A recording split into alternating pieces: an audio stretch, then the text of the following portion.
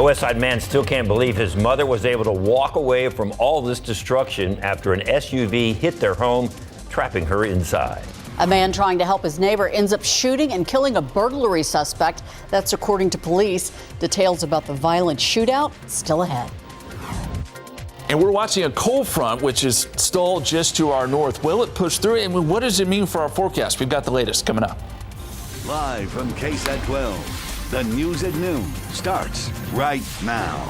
An out-of-control SUV has shaken a Westside family to its core. It plowed right into that family's home late last night, causing massive destruction. The house on San Joaquin near Monterey is barely standing now. But as Katrina Weber reports, a woman who is in the danger zone was able to walk away.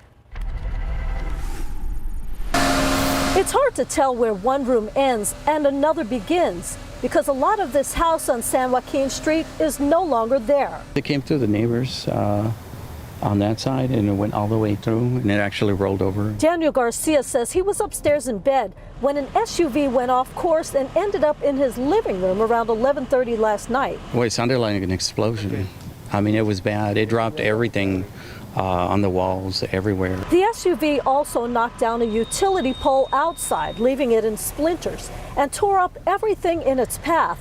What's worse, in the middle of the mess, Garcia's 77-year-old mother, who had been sleeping on a couch, now stuck under all the debris. I was like dying inside, but I ran downstairs. When I saw that, I heard people already outside. Neighbors pulled his mother out through a window. Surprisingly, she wasn't badly hurt. All she had was some small scratches and a tiny little fracture in the nose. Police say the driver, though, was critically injured.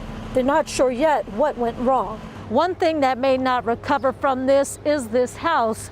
Garcia says it's been in his family for generations, and he's not sure what will happen now. In the meantime, he and his mother will stay with another relative, still together after their home was torn apart. Katrina Weber, KSAT 12 News. A neighbor and an intruder get into a shootout after a break-in at a Southside apartment, and police say the man accused of breaking in died at the scene. According to police, just after 11:30 last night, a man says he heard loud banging coming from outside of his apartment. When he went to check it out, he found a suspect on his balcony, and he noticed his window was cracked. The homeowner called his neighbor and told him someone was trying to break into his apartment. The victim left his apartment just before his neighbor arrived with his rifle. The neighbor tried to get into the apartment, believing the victim was still inside with the suspect. The suspect ended up coming to the door, leading to a shootout between the suspect and the neighbor. Police say the suspect was hit several times and died. It is not clear if anyone is facing charges. An unpleasant wake-up call for two people sleeping inside a Northwest Side hotel. The San Antonio Fire Department says an object crashed through the room's window around 2 in the morning, lighting the curtains on fire. This happened at the La Quinta Inn and Suites off of I-10 and Vance Jackson. No one hurt. Fire crews are still trying to figure out who started that fire. Now to the COVID-19 crisis here in Bexar County. Another rise in cases. That higher number due mostly to backlog cases, though, being added to the totals. According to Metro Health, there are 116 more people fighting the coronavirus in our community. The latest reports also adding 2,583 backlogged lab reports from June 13th through September 29th. In addition, one more person has died, and 16 backlog deaths from July 8th through September 29th were also announced. 190 patients remain in local hospitals. 83 of them are in the ICU and 30 are on ventilators.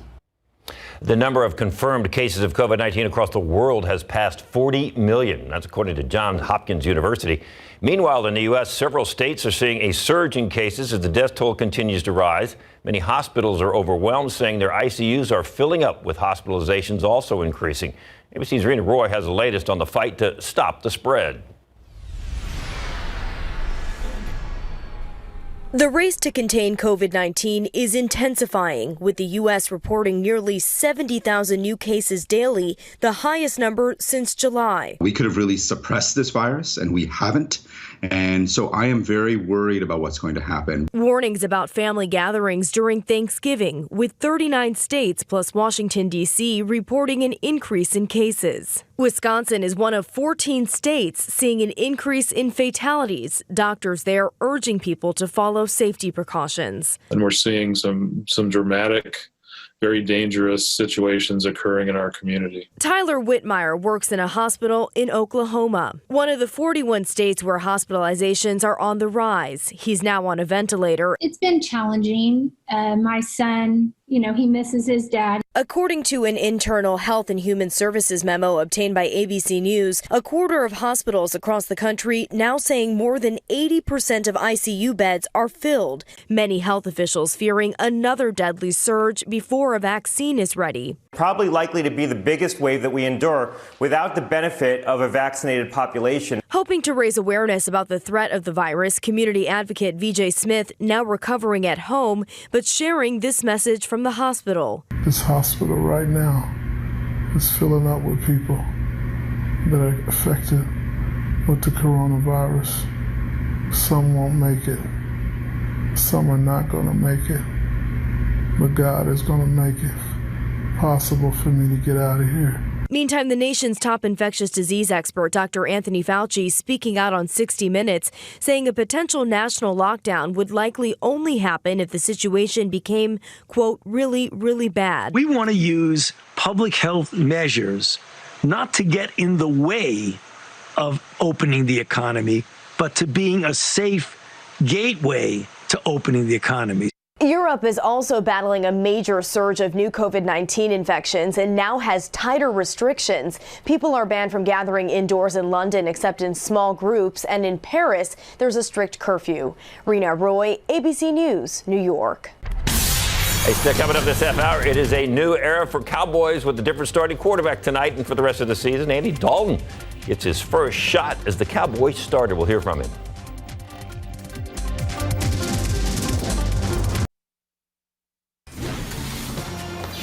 Early voting continues this week in Texas, and here in Bexar County, polls will be open a little later than normal to make sure everyone can cast their ballot. There are 48 voting sites across the county, and during early voting, you can vote at any of those sites. Polls will be open from 8 a.m. until 8 p.m. through Saturday, and from noon until 6 on Sunday. Then next week, for the final week of early voting, polls will remain open until 10 p.m. Early voting ends October 30th. And Election Day is November 3rd. And as of yesterday, the Bexar County Elections Department says more than 200,000 people have already cast their ballots. That does not include mail-in ballots. For a closer look at some of the busiest and slowest polling sites in Bexar County, just go to ksat.com/vote. There you will also find a sample ballot and everything else you need to know before you head to the polls. Live look outside with live cam. It is 82. We're back to summer. Pretty much. Pretty much. Put on your sunscreen. It's disappointing, too, because we had a cold front get really close. Just didn't want to come through. Not quite. And it's going to keep things warm today. We're going to see some warm temperatures all this week. The aquifer, well, it's not working, but the aquifer is down about 1/10 of a foot. And in your pollen count, we have moderate counts of mold, low counts of ragweed. No real big deal in the pollen count. We're going to talk about rain chances and how it looks the rest of the week and when our next cold front arrives. That's coming up.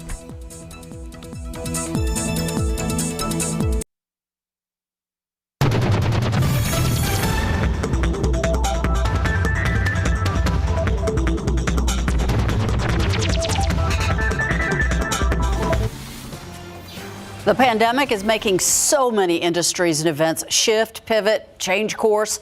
Throughout the years, dozens of businesses have used Startup Week here in San Antonio to work on bringing their businesses to life.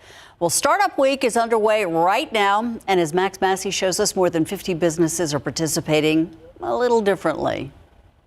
We are in the middle of Startup Week. Actually, this year it is Startup Month and it is virtual. One of the big changes of the event this year. Joined here with Tu Nguyen, one of the organizers of the event. So why is Startup Week so important for the San Antonio community? So usually you would see hundreds of people kind of bustling up and down Houston Street, but we did have to pivot and make this a virtual event. And that was really because, one, I think the demand was there. We love bringing our community together to have really awesome talks and networking. And then 2, I think we really wanted everyone to feel comfortable and safe. Health is such an important part or a priority for us. So we made it virtual and we made it a month, and we hope that it's, all of the resources that all of our businesses and startups in our community needs to kind of get to the other side. Helping give those smaller businesses kind of a foot in the door? Yeah, and I think connecting with other small businesses or other startups, I think is so helpful. You hear that we're all in this together, and I think that really speaks volumes to the San Antonio community specifically, because they're always willing to help you out however they can. Fantastic. Thank you so much, too. And speaking of the San Antonio startup community, we have a long history, and now we have an economic history, joined here with Dax. So Dax, how important has the startup community been to our economy? I think the startup community has been integral to the San Antonio economy. There's been a tremendous amount of development here, starting from the decade of downtown with Julian Castro's vision, right here in the urban core. Geekdom being a prime example of that. ScaleWorks right next door, a portfolio holding company with a ton of really cool startups that they brought to San Antonio.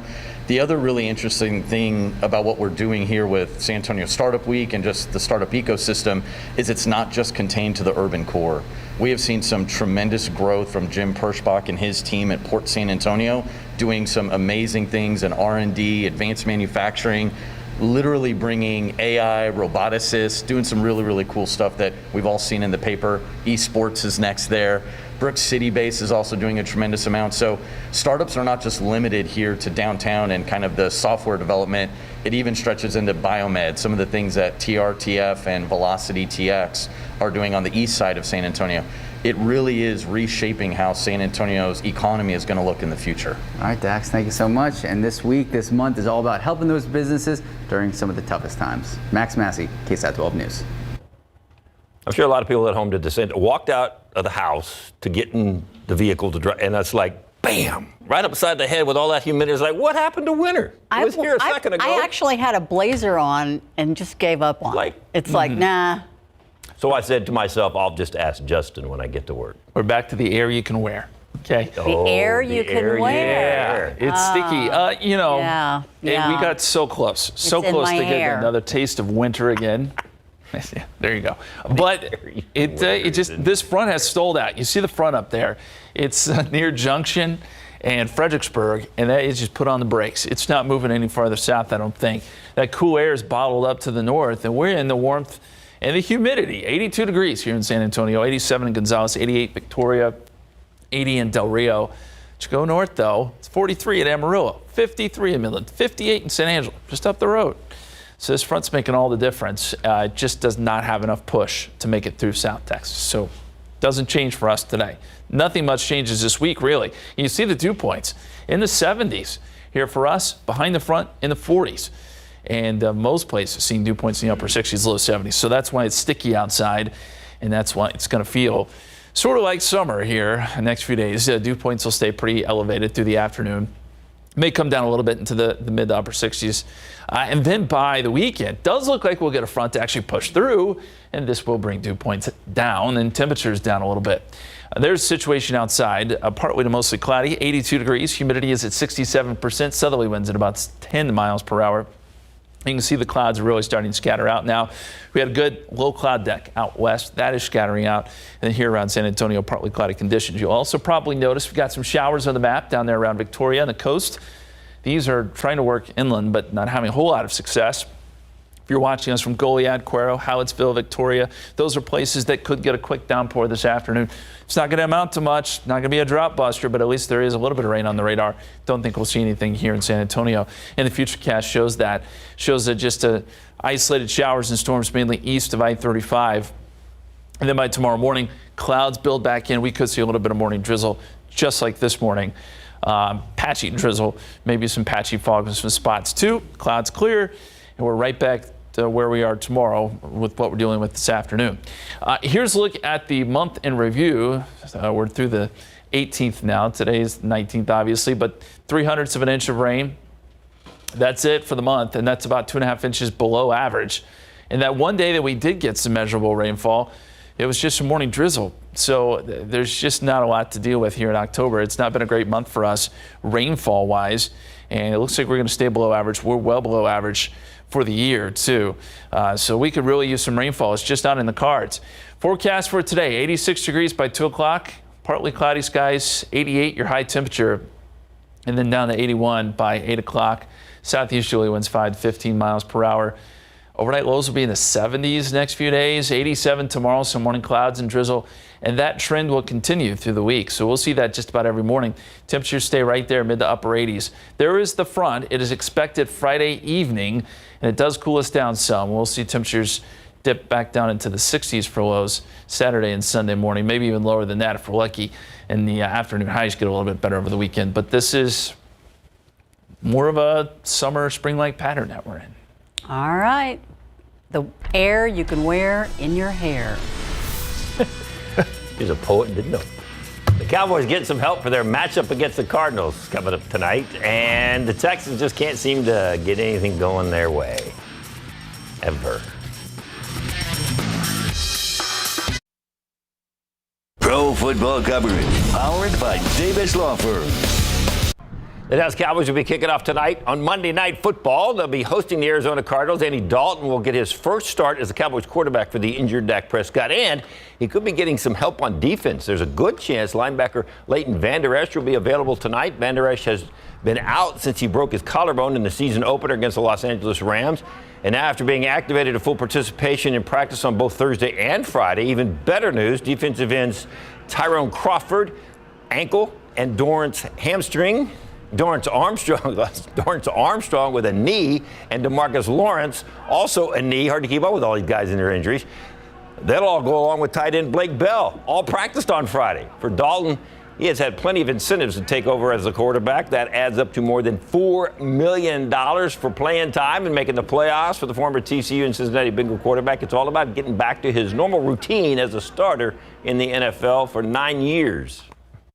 I've been used to starting, for the last 9 years, and so my role was a little different for these, first 5 games, being behind Dak, but now it's like it's getting back to basically how it was for me. And so, I know how to prepare. I know I've got a routine that I've been used to, that I've done, that I feel like has worked really well for me. So, there's not really a whole lot that new that I'm trying to figure out.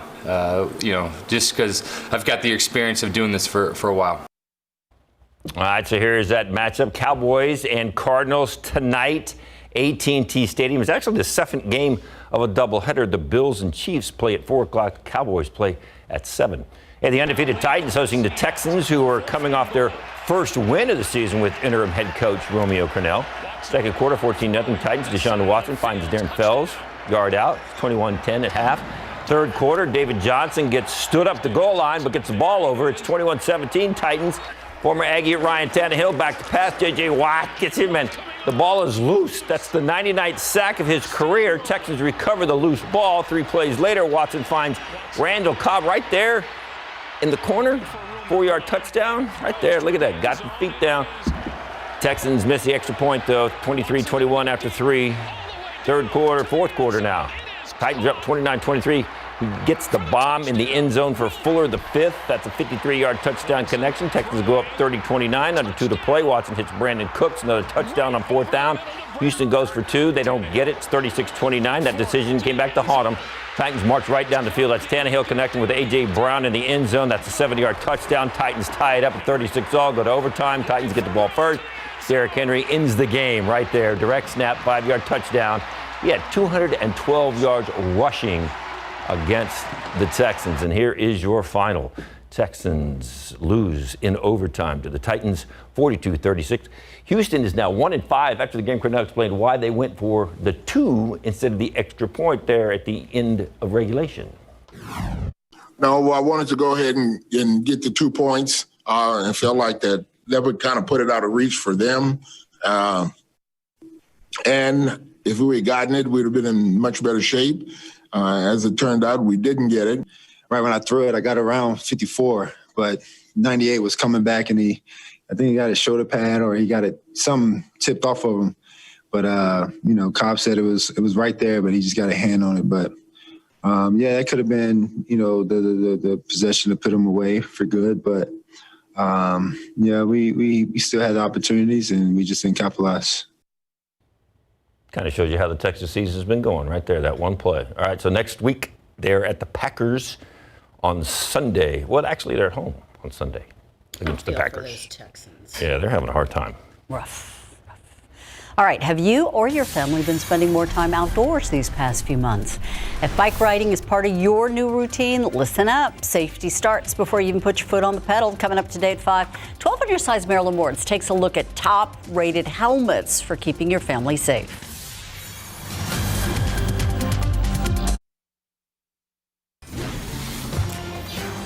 It looks like new virus relief is going to have to wait until after the November election. Congress is past the point which it can deliver more coronavirus aid, so lawmakers have yet to come to an agreement. Republicans reconvening the Senate this week to vote on a virus proposal, but it's a bill that has failed once before and that Trump himself now derides as too puny. Once the measure fails, Republicans plan to turn the chamber's full attention to confirming Judge Amy Coney Barrett to the Supreme Court. After having disappeared for 12 days, an experienced hiker has been found alive.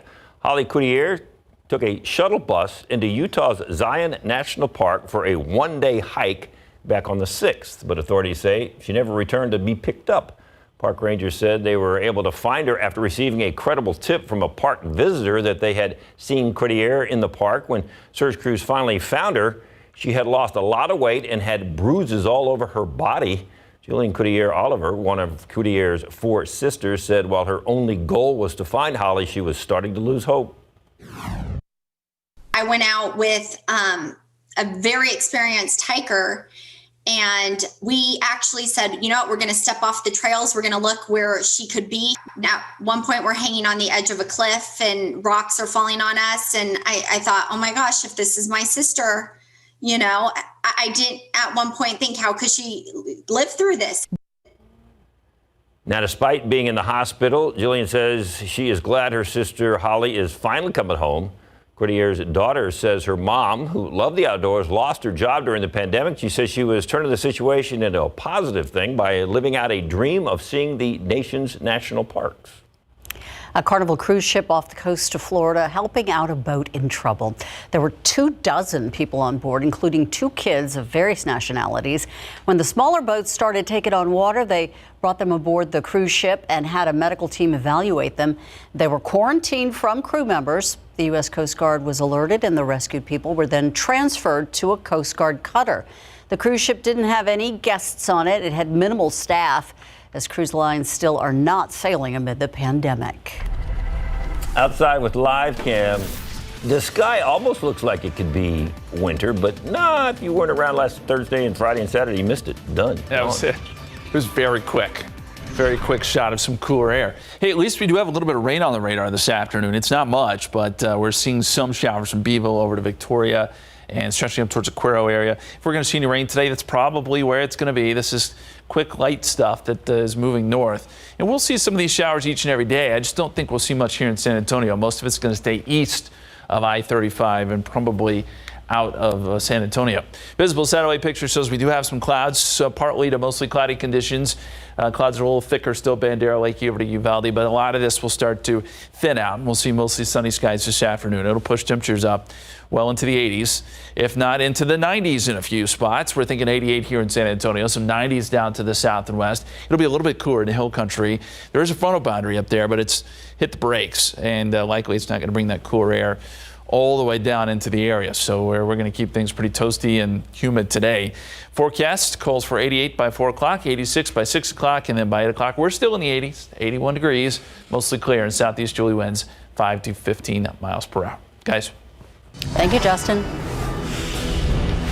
President Donald Trump and former Vice President Joe Biden are targeting key battleground states this week. One of the most crucial states being Florida. ABC's Elizabeth Schultze tells us the latest as we're a little more than 2 weeks away from Election Day. The race for the White House in its home stretch. It's go time. Get out and vote. President Trump on defense, holding rallies in battleground states he won in 2016, like Wisconsin, Michigan, and Arizona. The president's message seeming to target his base rather than undecided voters, as early voting records continue to be shattered across the U.S. Lock them all up. Trump taking aim at Democratic Governor Gretchen Whitmer just days after the FBI and state police revealed she was the target of an alleged domestic terror plot to kidnap her, put her on trial, and execute her. And Trump making fun of his opponent Joe Biden for saying he will follow the science on the coronavirus pandemic. He'll listen to the scientists. If I listened totally to the scientists, we would right now have a country that would be in a massive depression. Biden responding in a tweet Monday saying yes, he would listen to scientists, and once again hammering the president on his handling of the pandemic, which has cost more than 219,000 American lives and left nearly 11 million in the U.S. unemployed. Things are getting worse. He continues to lie to us about the circumstances. The latest ABC News Washington Post poll shows Biden leading Trump by 12 points nationally. But the Biden team warning the race could be tighter than polls suggest, blasting out a memo this weekend saying Donald Trump can still win this race and urging supporters not to get complacent. And yet, the former vice president off the campaign trail today, prepping for the final presidential debate after he was off the trail Saturday, too. We can't let up. Early in-person voting kicks off today in Florida. Senator Kamala Harris making a stop there today. Vice President Mike Pence is campaigning in Pennsylvania and Maine. Elizabeth Schulze, ABC News, Washington. Hey, apparently bad guys still haven't learned the lesson not to cross Liam Neeson. The action star plays another reformed criminal in his latest movie, but was he able to steal the box office crown? A singer-songwriter getting creative during the quarantine. Her fans can now enjoy the fruits of her labor, still ahead on the spotlight. And a chain of pharmacies looking to go on a hiring spree. How many jobs CVS is ready to offer after the break?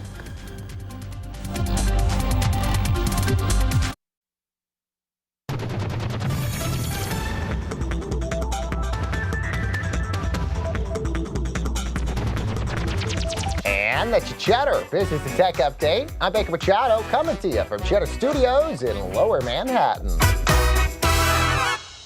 In your consumer news, CVS Health is hiring 10,000 licensed pharmacy techs ahead of the flu season.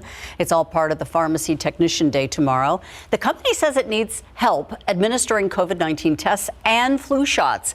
An expanded scope of practice allows trained pharmacist techs to administer those vaccinations once they're able to, as long as they're under the supervision of an immunization certified pharmacist.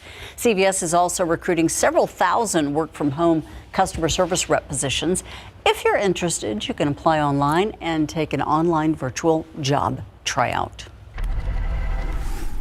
So if you look at your map, where you've got that cold front drawn, Fredericksburg could be hot, but Mason could be cold. Pretty much. Right? Yeah, I mean, it's a well-defined line, and it's just hit the brakes. I mean, it's not moving at all.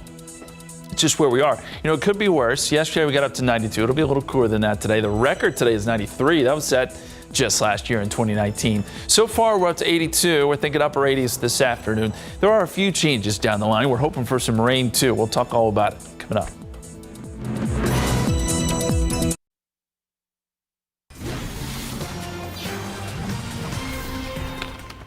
All right, I'm checking the weather because what did you find out? I found out that my hair's going to look bad pretty much all week. There you go. So maybe the weekend? See, Justin doesn't like to tell you those things, though. He didn't want to hurt your feelings. Yes, the harometer is off the charts this week, all week long. This weekend, though, Ursula, we're going to get you some better weather. It is going to improve, I think. We're finally going to get a front through here. Today, we just basically missed out. Take a look at the time lapse. And we had some cloud cover this morning. In fact, there was a little bit of fog even here around San Antonio, but watch those clouds lift and then sort of scatter out. 82 degrees right now. Dew point is at 70. That's the number we don't like. It is very humid air. Southerly winds at about 10 miles per hour, but I don't think that that's going to change all that much next few days. We may see the dew point come down a little bit, but still in the upper 60s, and that's still pretty sticky. There's a visible satellite picture. We've got partly cloudy skies for most of us. These clouds are really beginning to scatter out. There's still an area where we may be getting mostly cloudy conditions, Uvalde over to Del Rio, but that will improve here shortly. And then you see some of the rain here along the coast. And we got some lightning strikes too, right there, right along the coast. And then around Victoria, we've seen some showers. These are trying to work their way up towards Howitzville. So you may get a shower there. Cuero, Goliad, Beeville. Those are the areas that could see a quick downpour today. We just don't think it'll make it to San Antonio. And this will be the scene, I think, next few days on the radar. pretty similar because the pattern doesn't change very much. Futurecast shows isolated stuff east of I-35 today. A few downpours. Tries to push it up towards I-10. I don't know that that will be the case. It's probably going to be down here on the coast if we're going to see anything. And then tomorrow morning, this is around 7 o'clock, see the clouds build back in. We're going to see some more possibly drizzle, some light drizzle tomorrow morning. And then it clears out during the afternoon. Very similar to today. Temperatures don't change much either. Here's the setup. We've got 82 degrees here in San Antonio, up to 87 in Braunfels. There is the frontal boundary we've been talking about. North of that, it is pretty chilly. 60 in San Angelo, 51 Abilene, 53 in Midland. So this front does make a big difference. It just did not have enough push to get into South Texas. Literally came right up to us and just stopped. South of it, very warm and humid. North of it, you got the more fall-like weather. Dew points are low in the 40s. Ahead of it, you got dew points in the 70s.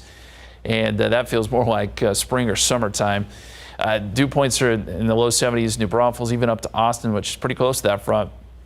Fredericksburg has a dew point of 64, so that tells us the front is not quite through there yet and probably won't move through there.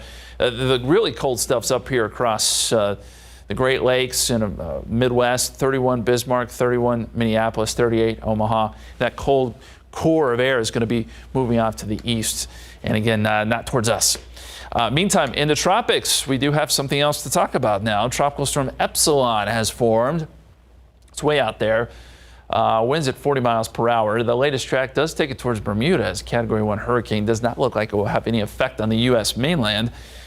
But notable because we just keep charging right through this list of tropical cyclone names, and we've been in the Greek alphabet now for several storms here. Zeta would be the next storm. Eta, Theta, Iota. You get the idea. We may see a few more. We're not done with hurricane season yet.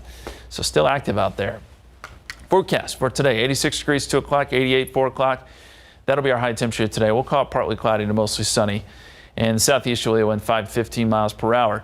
87 tomorrow, 86 Wednesday. It's going to be very similar each and every day where we get some of the morning clouds and drizzle. It may clear out a little bit towards the end of the week. And then we are expecting a front on Friday evening. Does not bring rain with it, but it does cool us down Saturday and Sunday. And if we're looking farther into the future, guys, maybe the beginning part of next week, a stronger front, maybe some rain with this one. This is something to look forward to. All right. Yep. Thank you so much. A singer-songwriter releasing an expanded version of her new album. We're going to take a look at the latest from Nora Jones. It's coming up in the Spotlight. And for the second straight weekend, there's a new box office champ. Coming up, estimates for the weekend's top films.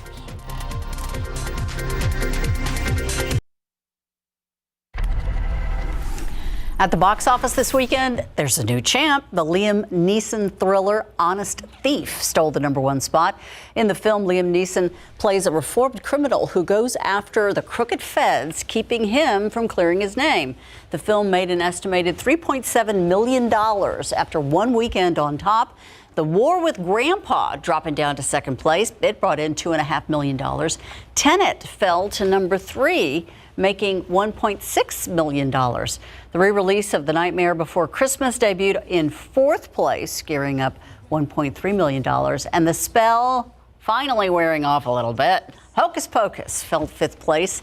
The re-released comedy made $756,000.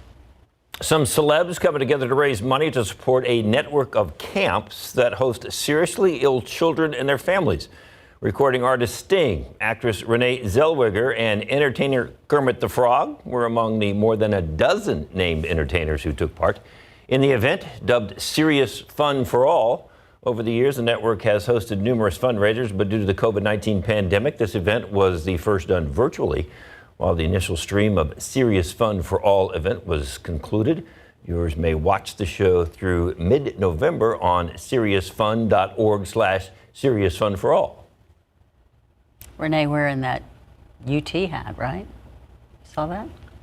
Singer-songwriter Nora Jones has released a new version of her latest album featuring intimate performances from her quarantine concerts. CNN's Rick Damigella has the story for us. To breathe outside the lines, to live in this moment, find peace in my mind. Nora Jones hasn't let the pandemic hold back her creativity. Yes, I live in this moment and find my truth. The 9-time Grammy winner's 7th studio album, Pick Me Up Off the Floor, released in June, but a new deluxe edition more than doubles the music. I've